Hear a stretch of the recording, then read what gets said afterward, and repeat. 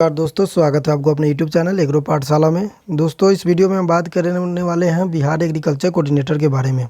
देखिए, बहुत सारे कमेंट आ रहे थे कि भैया बिहार एग्रीकल्चर कोऑर्डिनेटर पे वीडियो बनाइए, बताइए कि कब तक डेट आ जाएगा। देखिए, आपको पहले ही हम सूचित कर देते हैं कि ये कोई डेट अनाउंसमेंट अभी हुआ नहीं है। हम एक प्रेडिक्शन बता रहे हैं, एक सूत्र के अनुसार से बता रहे हैं कि इतने समय तक ये डेट आ जाएगा।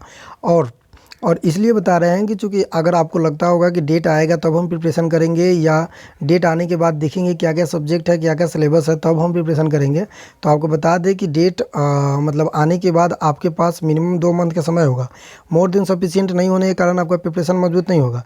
इसलिए ये वीडियो है एक रोड मैप की तरह है, जिससे आपको पता लग जाएगा कि वैकेंसी कब तक आ जाएगी, नंबर ऑफ़ वैकेंसी कितनी रहने वाली है, उसके साथ साथ टोटल वैकेंसी कितने रहने वाली है, कौन से बच्चे एलिजिबल है इसको फुलफिल करने के लिए, मतलब अप्लाई करने के लिए, सिलेबस क्या रहने वाला है, एग्ज़ाम डेट से लेकर एग्ज़ाम पैटर्न क्या रहने वाला है, और उसके साथ साथ हम लास्ट में थोड़ा सा स्ट्रेटेजी देखेंगे कि हम लोग का अपना रणनीति क्या होनी चाहिए एग्रीकल्चर कोऑर्डिनेटर को लेकर।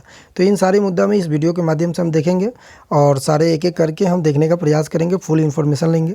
और मेजर ध्यान हमारा मतलब मेजर फोकस रहेगा सिलेबस पे, क्योंकि सिलेबस अगर आपको पता रहेगा तो ये सारी चीज़ें जब आप प्रिपरेशन कर रहेंगे और किसी भी समय फॉर्म फिलअप आएगा तो आपका प्रिपरेशन जब मजबूत रहेगा तो एग्ज़ाम आप क्वालिफाइंग मतलब एग्ज़ाम को आप क्वालिफाई करने के लिए आपके पास उतनी कठिनाई नहीं आएगी जितनी कठिनाई जो बच्चे अभी तैयारी छोड़ के जब फॉर्म आएंगे उस समय से तक करेंगे। तो ये सारी चीज़ें आपको हम बताएंगे कि कब डेट आएगा, कौन सा अप्लाई कर सकता है, क्या वैकेंसी है, क्या सिलेबस है, एग्ज़ाम पैटर्न क्या है, सारी मतलब इस वीडियो में हम एक एक करके इन्फॉर्मेशन को जानेंगे। देखिए, आपको भी पता है कि बिहार सरकार द्वारा कुछ दिन पहले ही कुछ मतलब नियम को अमेंडमेंट किया गया है।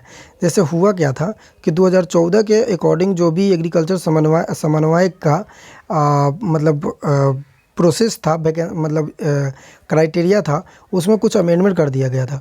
पहले क्या होता था कि जितने भी माइनर स्टूडेंट रहते थे, जैसे फॉरेस्ट्री से भी अगर बीएससी किए हैं या फिशरीज से भी या पेयरिंग के स्टूडेंट भी किए हुए हैं, तो वो फॉर्म फिलअप कर लेते थे। और इस तरह से होता क्या था कि पहले एग्रीकल्चर के स्टूडेंट उतना नहीं ज़्यादा था, तो इसलिए गवर्नमेंट वो सारी जितने भी माइनर और मेजर सब्जेक्ट से स्टूडेंट थे उनको एलिजिबल किया हुआ था। इस समय क्या हुआ है कि कुछ इसमें इम्प्रूवमेंट किया गया है, मतलब अमेंडमेंट किया गया है, और उन्हीं बच्चों को ये फॉर्म फिलअप किया जाएगा जो बच्चे डिग्री मतलब उनके हाथों में आ चुका है, यानी कि डिग्री फाइनल हो चुका है। तो सारी वीडियो हम धीरे धीरे जानेंगे एक एक करके।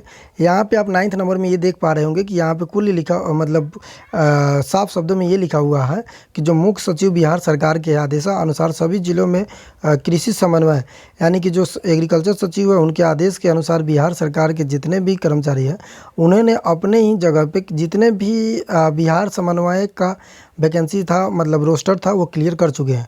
अब आपको भी पता है कि रोस्टर की वजह से देर हो रहा था, तो रोस्टर अगर क्लियर हो जाता है तो ज़्यादा जल्दी ही वैकेंसी आपको मतलब ये नोटिफिकेशन देखने को मिल जाएगा। अब देखिए, एक एक करके देख लेते हैं कि क्या मतलब प्रक्रिया रहने वाला है, कैसे कब कब नोटिफिकेशन आएगा, कब एग्ज़ाम पैटर्न होगा। देखिए, पहले अगर हम बात करें डेट का, तो डेट अगर हम प्रेडिक्ट करते हैं तो नेक्स्ट मंथ में किसी भी समय या फर्स्ट वीक से लेकर लास्ट वीक हो, किसी भी समय आपका ये फॉर्म आ जाएगा। मतलब नेक्स्ट मंथ में ये अभी जून में, मतलब किसी भी समय आपका फर्स्ट वीक से लेकर लास्ट वीक तक किसी भी समय आपका ये नोटिफिकेशन आउट हो जाएगा बिहार एग्रीकल्चर कोऑर्डिनेटर के लिए। एलिजिबिलिटी की अगर बात करें तो एलिजिबिलिटी वैसे बच्चे स्टूडेंट जो 4 साल से मतलब 4 साल मतलब उसके डिग्री में 4 साल में एग्रीकल्चर या तो फाइनल किए हुए हैं, या बीएससी हॉर्टिकल्चर हो, या बीएससी एग्रीकल्चर इंजीनियरिंग हो। अब देखिए, यहाँ पे जो 3 सब्जेक्ट मतलब 3 स्ट्रीम्स, एक ही स्ट्रीम से 3 डिग्रियां हैं।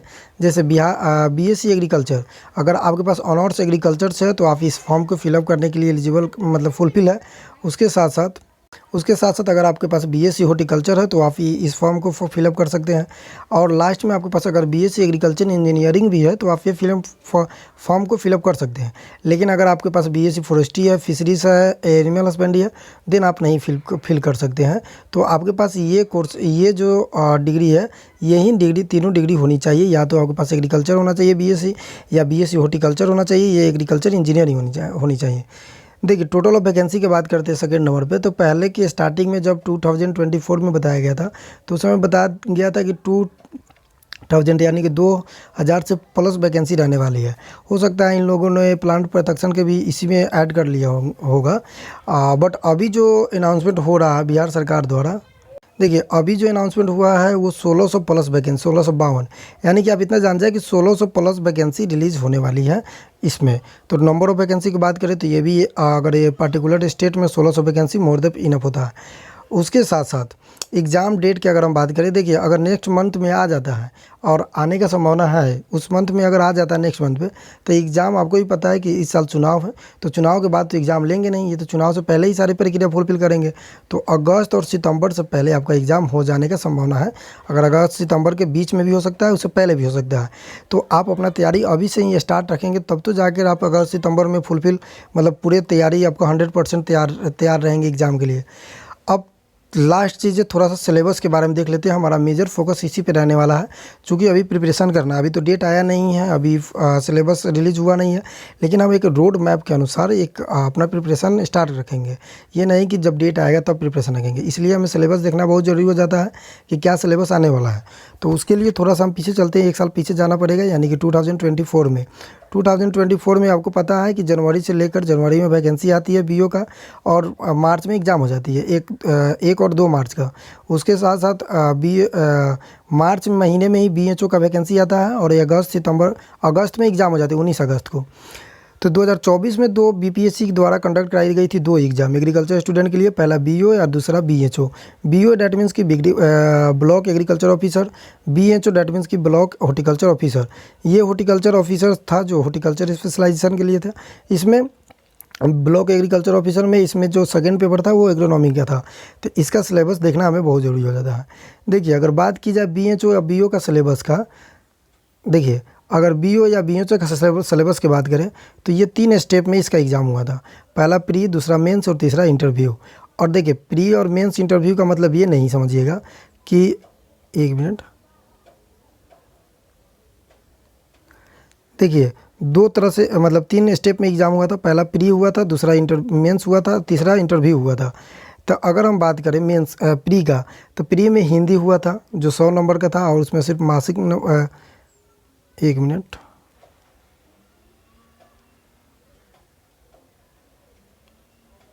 देखिए अब बात करते हैं प्री, मेंस और इंटरव्यू का। 3 स्टेप में हुआ था।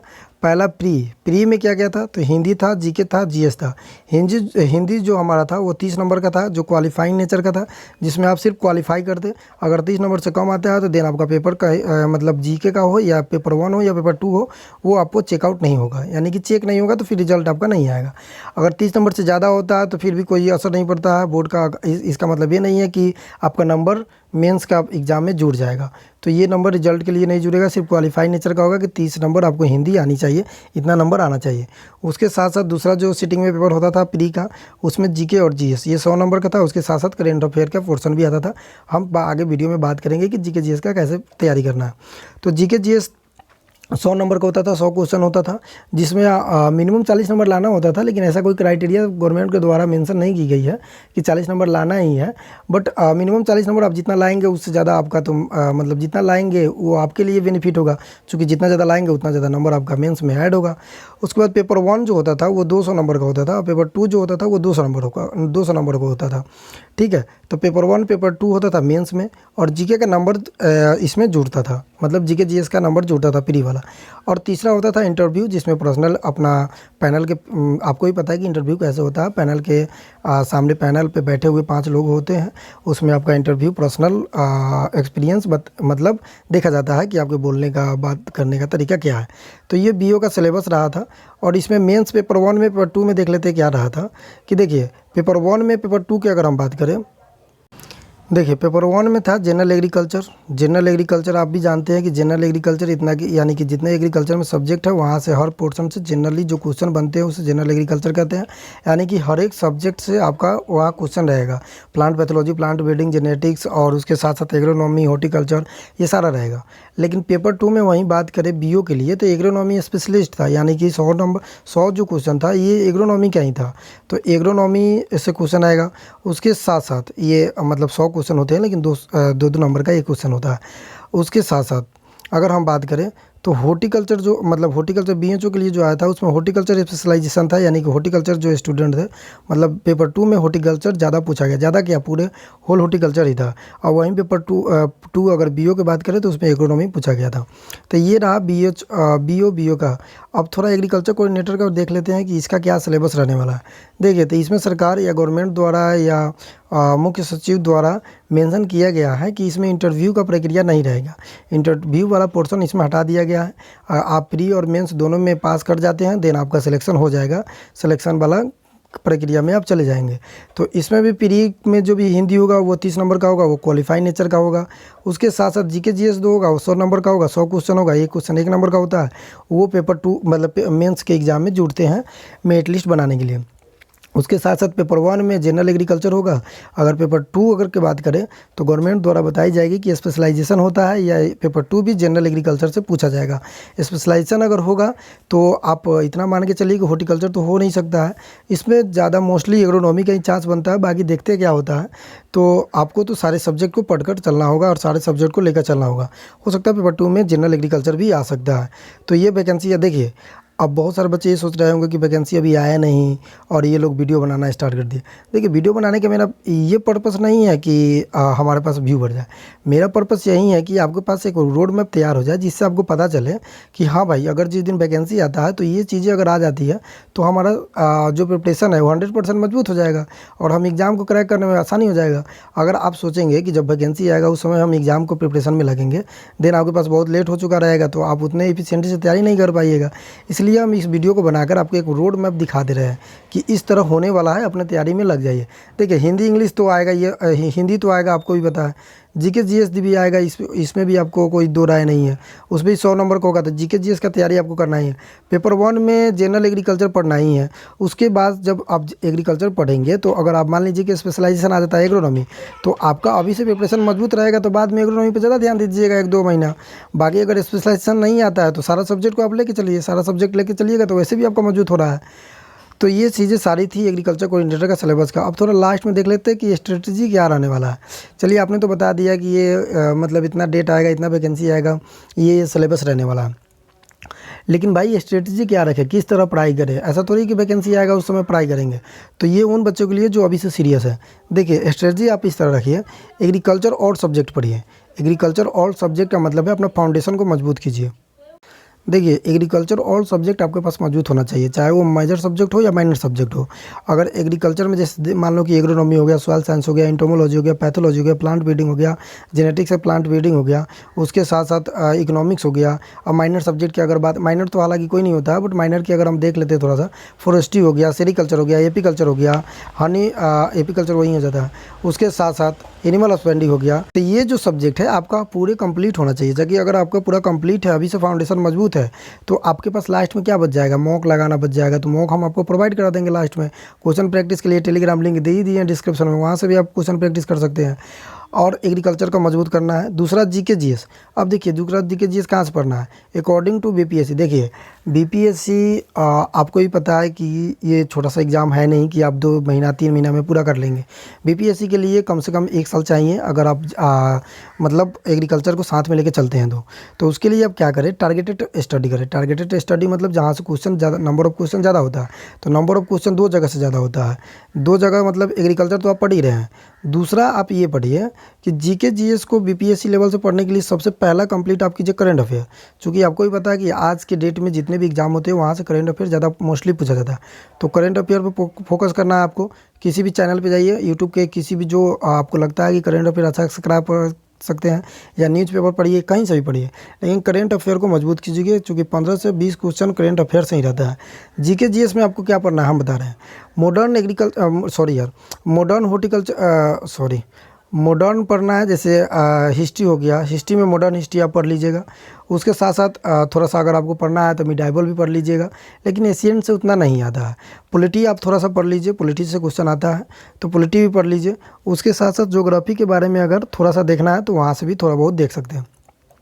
टारगेटेड स्टडी करना है। और जीएस की बात करें तो बायोलॉजी और केमिस्ट्री का पोर्शन आप मजबूत कर लें। इतना मजबूत कर लेंगे तो आपका मोर देन इनफ हो जाएगा। अब आपको ये नहीं करना है कि एग्रीकल्चर छोड़कर बीपीएससी की तैयारी में लग गए। अगर आपको बीपीएससी नहीं करके सिर्फ एग्रीकल्चर में रहना है तो आपको एग्रीकल्चर के साथ साथ जीके जीएस और करंट अफेयर तीनों लेकर चलना होगा। तो आप ध्यान में रखेंगे कि आप किसकी तैयारी कर रहे हैं। तो अगर आपको इस कोऑर्डिनेटर को तैयारी करना है तो एग्रीकल्चर को आपको मोस्ट प्रोबेबली देना पड़ेगा। क्योंकि देखिए आप भी जान रहे हैं कि एग्रीकल्चर आप पढ़ेंगे तो एक क्वेश्चन सही करेंगे तो आपका 2 नंबर मिलेगा, लेकिन जीके जीएस आप पढ़ने में लग जाएंगे तो एग्रीकल्चर भी छूट जाएगा। तो जीके जीएस पढ़ना ऐसा नहीं है कि नहीं पढ़ना है। 3 घंटा अगर जीके जीएस पढ़ना है तो 4 घंटा एग्रीकल्चर पढ़ना है, यानी कि 7-8 घंटा का डेली का स्टडी आपको करना है। और करेंट अफेयर 1 घंटा देखना ही देखना है। किसी भी चैनल से देखिए, हम ये नहीं कहेंगे कि आप किसके चैनल से देखिएगा। आप अपने अनुसार आपको जहाँ समझ में आता है बीपीएससी के अकॉर्डिंग उसके अनुसार आप करंट अफेयर किसी भी चैनल से देखिए। जीके जीएस में हमने बता दिया कि अगर हिस्ट्री में पढ़ना है तो मॉडर्न और मिडाइवल देख लीजिएगा। इसमें मिडाइवल और मॉडर्न में सबसे ज़्यादा मॉडर्न देखिएगा, क्योंकि मॉडर्न से क्वेश्चन ज़्यादा बनता है।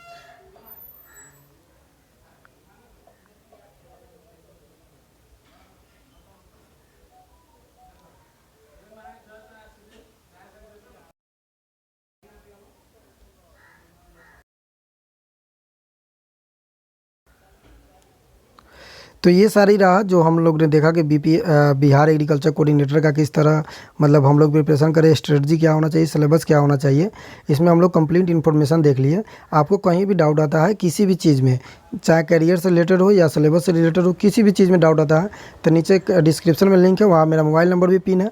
अगर वहाँ नहीं है तो आप नोट कर लीजिए 8076921823। यहाँ से भी आप हमको डायरेक्ट मैसेज कर सकते हो, ओनली मैसेज। किसी भी रिगार्डिंग आपको नॉलेज चाहिए, किसी भी रिगार्डिंग आपको गाइडलाइन चाहिए तो हम आपको बता देंगे कि किससे क्या स्टडी करना है, कैसे स्टडी करना है। बाकी के लिए धन्यवाद। मिलते हैं जैसे ही एग्रीकल्चर का कोई भी नोटिफिकेशन आता है हम आपके पास ज़रूर पहुँचाएँगे, सबसे पहले पहुँचाएँगे। तो इस चीज़ के लिए या किसी भी एग्ज़ाम का जब वैकेंसी आता है जानने के लिए चैनल को सब्सक्राइब कीजिए। चूँकि हम आपके लिए इतना मेहनत करते हैं, डेली पीपीटी बना के लाते हैं। पीपीटी बनाने के बाद इन्फॉर्मेशन देते हैं, किस तरह तैयारी करना है, ये सारी चीज़ें बताते हैं। तो थोड़ा सा आप हमें हेल्प कर सकते हैं अगर आपको सही लगता है तो, अदरवाइज़ आपकी मर्ज़ी है। और थोड़ा शेयर वगैरह कर लीजिए। जब तक के लिए धन्यवाद। मिलते हैं फिर अगले